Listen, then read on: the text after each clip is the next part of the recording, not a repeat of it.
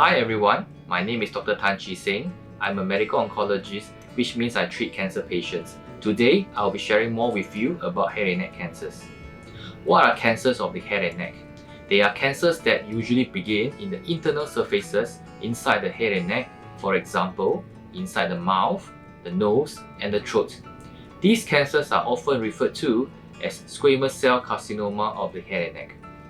Head and neck cancers are probably one of the most challenging cancers to treat and the most distressing to patients, since as a site, the head and neck comprises of most intricate anatomy and controls critical physiologic functions.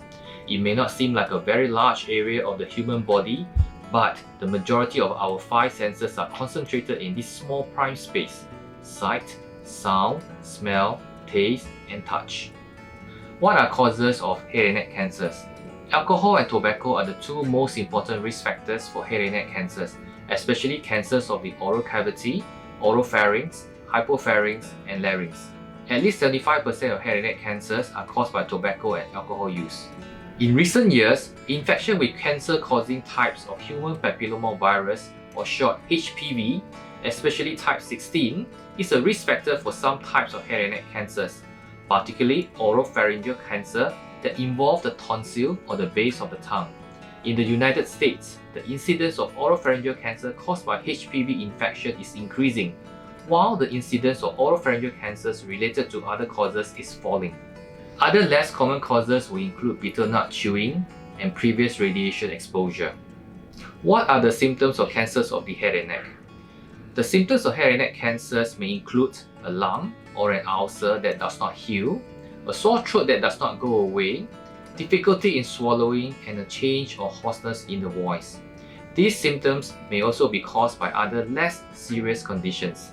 It is important to check with a doctor or a dentist about any of these symptoms. Symptoms that may affect specific areas of the head and neck include the following. For example, oral cavity, a white or red patch on the gum, the tongue or the lining of the mouth, or prolonged unusual bleeding or pain in the mouth.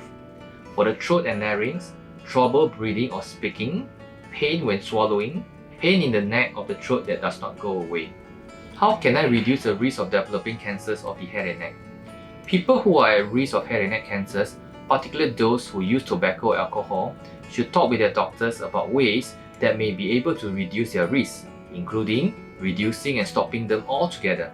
They should also discuss with the doctor how often to have checkups. Avoiding oral HPV infection may reduce the risk of HPV-associated head and neck cancers. In June 2020, FDA has approved Gardasil 9 vaccination to prevent HPV-associated head and neck cancers.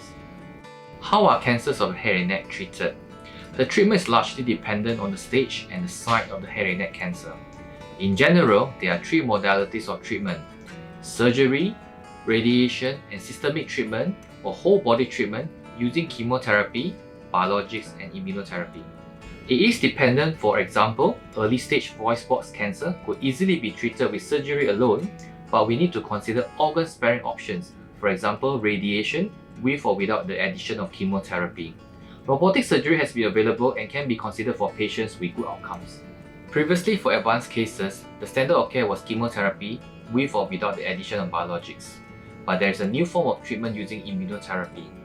This new treatment option was approved in June 2019 by FDA and has now been available in Singapore. In selected patients, immunotherapy alone will be an option, and thus avoiding chemotherapy altogether. Immunotherapy works by activating the immune system to recognize cancer cells and attack them. That's the end of my talk today. Do go for a checkup if there is a non-healing ulcer, unusual swelling in the head and neck region. Early diagnosis is very important. Thank you for listening.